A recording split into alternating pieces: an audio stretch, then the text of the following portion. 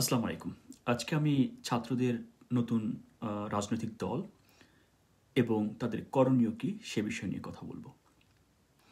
ছাত্ররা নতুন একটি রাজনৈতিক দল করতে যাচ্ছে। এটা খুবই খুশির সংবাদ। বাংলাদেশের জন্য এটা খুবই ভালো একটা সংবাদ। কিন্তু সমস্যা হচ্ছে যে অনেকে মনে করছে প্রথমে এই রাজনৈতিক দল করতে যেয়ে তারা বড় একটা ধাক্কার সম্মুখীন হচ্ছে।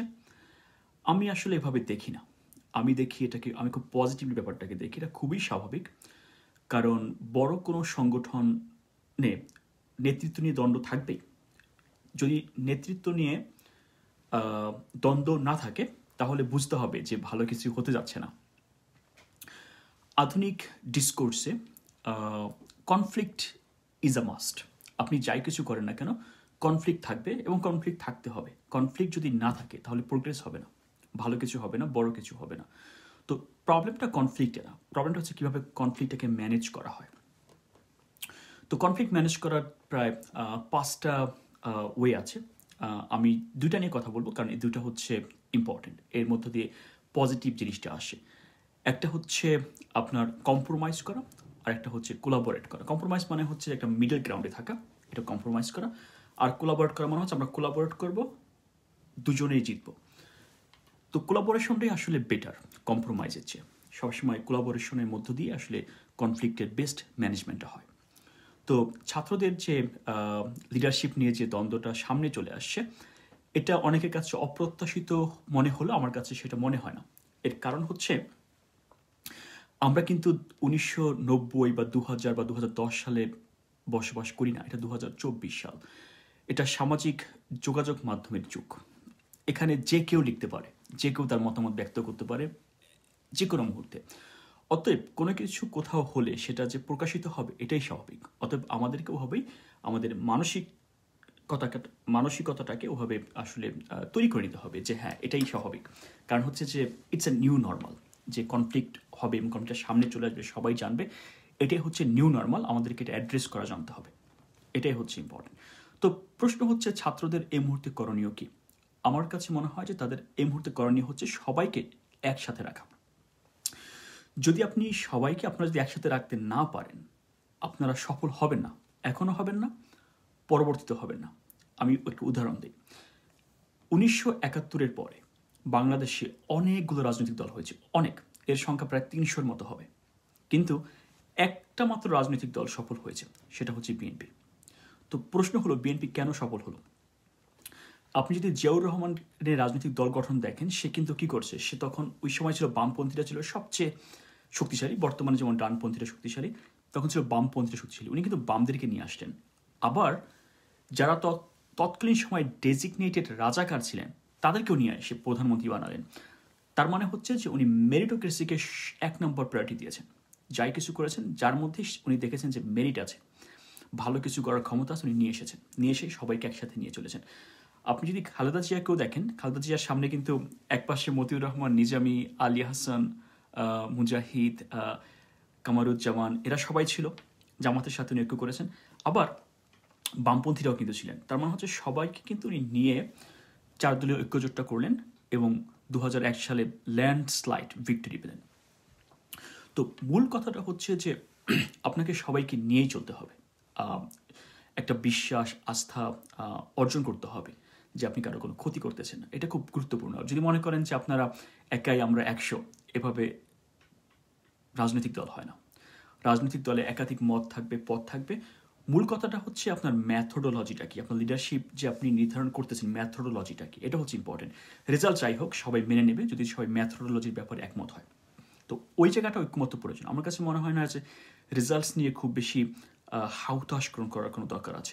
আপনাদের যদি হাহুতাশ করতে হয় তাহলে ম্যাথোডোলজি নিয়ে করেন, যে আমরা যে লিডারশিপটা নেতৃত্ব ঠিক করবো এটার ম্যাথোডোলজি কী হবে, এটা কিভাবে করব, কারা লিডারশিপ সিলেক্ট করবে, এখানে সবাই একমত আছে কিনা, এটা কি আমাদের মেম্বারদের সরাসরি ভোটের মাধ্যমে হবে কিনা, নাকি একটা অ্যাডভাইজারি বোর্ড থাকবে, সেই অ্যাডভাইজারি বোর্ড সবার সাথে আলাপ আলোচনা করে লিডারশিপ নির্ধারণ করবে।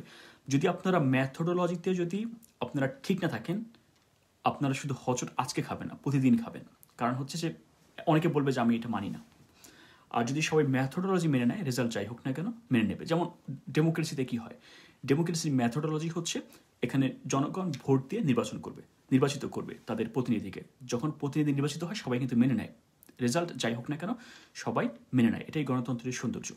তো আপনাদেরকে যে কোনো একটা ম্যাথোডোলজি সিলেক্ট করতে হবে যেটা সবার কাছে গ্রহণযোগ্য, তাইলে আসলে এই সমস্যাগুলোর সমাধান হয়ে যাবে। এগুলো কোনো বড় কোনো সমস্যা না, এর জন্য সংগঠন আটকে যাবে না, এর জন্য রাজনীতি আটকে যাবে না, রাজনীতি চলবে, কিন্তু আপনাদের এই ম্যাথোডোলজির দিকে ফোকাস করতে হবে। এখন কথা হচ্ছে আপনাদের যদি ম্যাথোডোলজি না থাকে এখন পর্যন্ত কি করবেন? যদি ম্যাথোডোলজি যে কোনো ম্যাথোডোলজি তৈরি করতে পারা হচ্ছে বেটার, যদি না হয় তাহলে যেই পদগুলো নিয়ে আপনাদের মধ্যে মতবিরোধ আছে সেগুলোর একাধিক পদ তৈরি করেন, তাহলেই সমস্যার সমাধান হয়ে যায়। যেমন ধরেন সদস্য সচিব, এখানে 2টা পদ করেন, 2টা ভাইস প্রেসিডেন্টসের পদ তৈরি করেন, হয়ে গেল। ইসলাম কিন্তু এখানে আমাদের একটা সুন্দর একটা সমাধান দিয়েছে।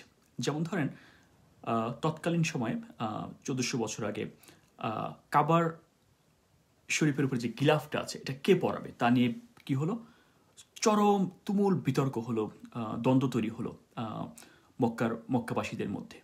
তারপরে আল্লাহ রাসূল যেটা করলেন সে বললেন যে ঠিক আছে, তোমরা 12টা গোত্র আছো, 12টা গোত্র থেকে 12 জনকে তোমরা সিলেক্ট করো। তারপরে 12 জন সবাই ধরে যখন কাবার গিলাফটা পড়ালো তখন কিন্তু নিরসন নিরসন হয়ে গেল, সবাই কিন্তু রেসপেক্টেড ফিল করছে। তো মানুষ সবসময় চায় যে আমি রেসপেক্টেড ফিল করি, তার ডিগনিটিটা অনেক ইম্পর্টেন্ট। তো কারো ইগোতে আঘাত না করে আপনারা একাধিক পদ তৈরি করেন, সবাইকে নিয়ে আসেন। তারপরে হচ্ছে একসময় তো সরাসরি ভোটের মাধ্যমে তারা নির্বাচিত হবেই। তো জনগণ এবং আপনার দলের লোক যাকে যোগ্য মনে করবে তারা লিড দেবে, কারণ এটাই তো স্বাভাবিক, ঠিক না? তারা তো লিড দেবে এই সংগঠনটাকে। তো সংগঠনের সদস্যরা যাকে যোগ্য মনে করে সেই লিড দেবে। পুরোপুরি পিওর ডেমোক্রেসিতে আপনারা চলে যাবেন। বাট এই মুহূর্তে আপনারা একাধিক পদ তৈরি করতে পারেন, এটাই হচ্ছে ব্যাপার। এখন প্রশ্ন হচ্ছে যদি আপনারা ভাগ হয়ে যান এই বর্তমান সময় তাহলে কি হবে? দেখুন, আপনাদের যে কম্পোজিশনটা এটা একটা বাংলাদেশের কম্পোজিশনের মতো। যেমন বাংলাদেশে কি 1-2% হয়তো বামরা আছে, তারপরে মধ্যপন্থী আছে, তারপরে হচ্ছে ডানরা আছে, এটাই বাংলাদেশ, ঠিক না? তো আপনারা যদি বাংলাদেশকে রিপ্রেজেন্ট করতে চান আপনাদের দল তো এরকম বাংলাদেশের মতোই হতে হবে, সবাই থাকতে হবে, এখানে ইনক্লুসিভ হতে হবে দলটা। তো আপনাদের বর্তমান যে দল এটার বড় একটা সমর্থক গোষ্ঠী হচ্ছে ডানপন্থী। এখন এই ডানরা যদি আপনাদের দল ছেড়ে চলে যায় তাহলে আপনাদের দল তো টিকবে না, প্রথমেই টিকবে না, কারণ হচ্ছে যে তখন বামরাও চলে যাবে। যখন ডানরা চলে যাবে বামরাও চলে যাবে। কেন চলে যাবে? তখন তারা দেখবে যে দলের কোনো মানে হচ্ছে যে একটা কনফিডেন্স যেটা সংগঠনের পরে সেটা থাকবে না। দেখুন, আপনাদের ডাকে মানুষ কেন এসেছে? কারণ কনফিডেন্স ছিল। বিএনপি বিশাল বড় সংগঠন, কিন্তু বিএনপি ডাকে কিন্তু কেউ যায়নি। কেন যায়নি? কারণ বিএনপির যে নেতৃত্ব সেখানে কারো কনফিডেন্স ছিল না। ওরা সকালে বলতো একটা, দুপুরে একটা, ঈদের পর আন্দোলন করবে, আর ঈদ আর কখনো আসতো না, আরেকটা ঈদ আসতো। তো যখন নেতৃত্ব যখন কথা আর কাজে ঠিক থাকে না নেতৃত্বের, তখন মানুষ বিশ্বাস হারিয়ে ফেলে, আর বিশ্বাস হারালে কেউ কিন্তু ঘর থেকে বের হয় না। কেন বের হবে? তো আপনাদের উপর মানুষের বিশ্বাসটা এবং আস্থা ছিল যে আপনারা যা বলছেন তা করবেন, এজন্য মানুষ ঘর থেকে বের হয়েছিল। কিন্তু যদি আপনাদের এই বিশ্বাসটা, কনফিডেন্সের, আত্মবিশ্বাসের জায়গাটা মানুষ যদি হারিয়ে ফেলে তাহলে কিন্তু মানুষ আসবে না। আপনারা প্রচুর শক্তি দিয়েও কিন্তু মানে প্রচুর চেষ্টা করেও আপনারা কিন্তু 500 জনকে জড়ো করাতে পারবেন না, কারণ মানুষ কনফিডেন্স হারিয়ে ফেলবে। আপনারা যদি বিভাজন এখনই যদি ডানপন্থীরা চলে যায়, বামপন্থীরা চলে যাবে, থাকবে কারা? আপনাদের তো ওরকম মানে হচ্ছে যে হয়তো চেষ্টা করতে পারেন, কিন্তু বড় কিছু করা, যে আপনারা যে একটা সুযোগ তৈরি করেছিলেন মানুষের মনে, যে একটা আশা জাগিয়েছিলেন, সেই আশা কিন্তু ভঙ্গ হবে।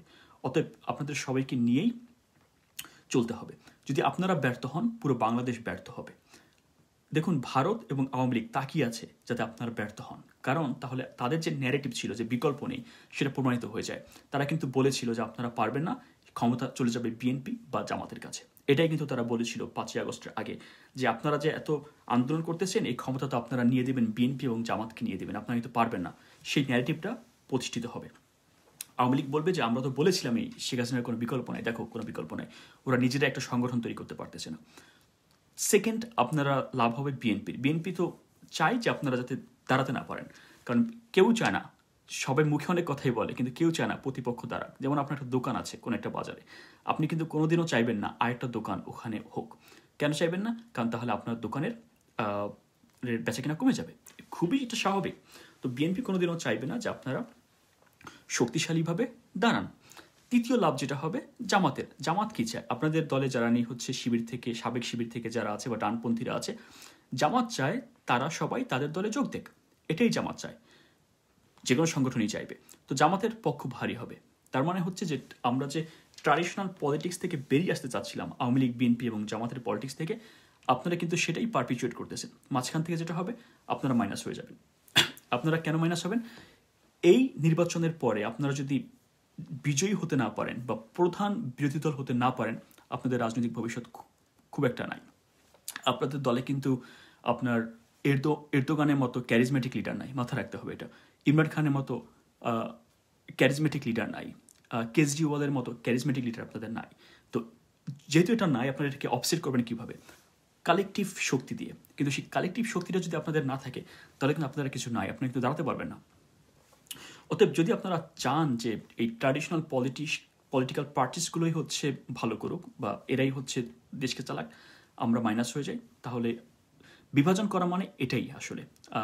আপনারা জামাতকে উপকার করতেছেন, বিএনপিকে এবং আওয়ামী লীগকে, মাঝখান থেকে নিজেরা নাই হয়ে যাচ্ছেন। আর আপনারা হয়তো ৭১-এর অ্যানালজি অনেকে দেয়, সেই অ্যানালজি এখানে খাটবে না, কারণ ৭১-এ কিন্তু আওয়ামী লীগ ছাড়ানো কোনো সংগঠন শক্তিশালী ছিল না। কিন্তু বর্তমানে কিন্তু এই অবস্থা নাই। বর্তমানে বিএনপি প্রচণ্ড শক্তিশালী এই মুহূর্তে, জামাত সাংগঠনিকভাবে তাদের চেয়েও শক্তিশালী। তো আপনাদের কিন্তু এক্সিস্টিং পলিটিক্যাল ফোর্সগুলোর সাথে কম্পিট করতে হবে। তো এখানে এদের সাথে কম্পিট করে টিকে থাকাটা খুবই কঠিন, আপনাদের সবাইকে আসলে লাগবে। আর আমি দূর থেকে যেটা অবজার্ভ করেছি সেটা হলো আপনাদের নেতৃত্বের মধ্যে প্রশিক্ষণের প্রচুর অভাব, এবং এটা খুব স্বাভাবিক, কারণ আপনারা তো ওই সময়টা পাননি। যদি লিডারশিপ ট্রেনিং যদি আপনারা প্রোভাইড করতে না পারেন জনশক্তির ভেতরে, তাহলে কিন্তু খুব দূরে যেতে পারবেন না। আপনাদের একটা ডেডিকেটেড একটা টিম থাকতে হবে, যাদের কাজই হবে কোয়ালিটি ডেভেলপ করা। আপনাদের যে জনশক্তি আছে তাদের কোয়ালিটি ডেভেলপ করা, লিডারশিপ কোয়ালিটিস ডেভেলপ করা, প্লাস আরও যেসব কমিউনিকেশন স্কিলসগুলো আছে সেগুলো ডেভেলপ করা, এগুলো করতে হবে। এগুলো না করলে কিন্তু সংগঠন হিসেবে আপনারা টিকবেন না। আপনাদের হয়তো বর্তমান যে সময়টা, এটা একটা হানিমুন পিরিয়ড আমি বলি আপনাদের চলছে, কিন্তু এটা কিন্তু থাকবে না। খুব দ্রুতই আপনাদেরকে রিয়ালিটি ফেস করতে হবে। আর ওই রিয়ালিটি ফেসগুলো করার জন্য যে দক্ষ জনশক্তি প্রয়োজন, সেটা আপনাদেরকে তৈরি করতে হবে। সবসময় চাই আপনারা ভালো করেন, সবাই একসাথে থাকেন, বাংলাদেশের জন্য ভালো কিছু নিয়ে আসেন। আপনাদের যদি উদ্দেশ্য হয় বাংলাদেশের মানুষকে একটা উন্নত জীবন দেয়া, তাহলে এই মিশনটা যদি আপনারা অ্যাডভান্স করেন, নেতৃত্বের যে দ্বন্দ্ব, এটা তো খুব সামান্য একটা ব্যাপার, একটা ব্যক্তি স্বার্থ ছাড়া তো অন্য কিছু না। আপনারা যদি ব্যক্তি এবং দলীয় স্বার্থের ঊর্ধ্বে এসে দেশ এবং জনগণের স্বার্থকে ফোকাসটা করেন, আমার কাছে মনে হয় না যে আপনারা ব্যর্থ হবেন, আমার কাছে মনে হয় আপনারা সফল হবেন। সবশেষে একটা জিনিস বলবো যে আপনাদের শত্রু কারা? আপনাদের শত্রু হচ্ছে আওয়ামী লীগ এবং ইন্ডিয়ান হেজেমনি। এটা যতদিন পর্যন্ত মাথায় রাখবেন, আপনারা পথ হারাবেন না। আওয়ামী লীগ আপনাদেরকে সুযোগ পেলেই শেষ করে দেবে, এবং ইন্ডিয়ান হেজেমনি হচ্ছে বাংলাদেশের জন্য বড় চ্যালেঞ্জ। অতএব দেশের স্বার্থ এবং মানুষের স্বার্থ যদি এক করতে পারেন, তাহলে ভালো কিছুই হবে। ধন্যবাদ।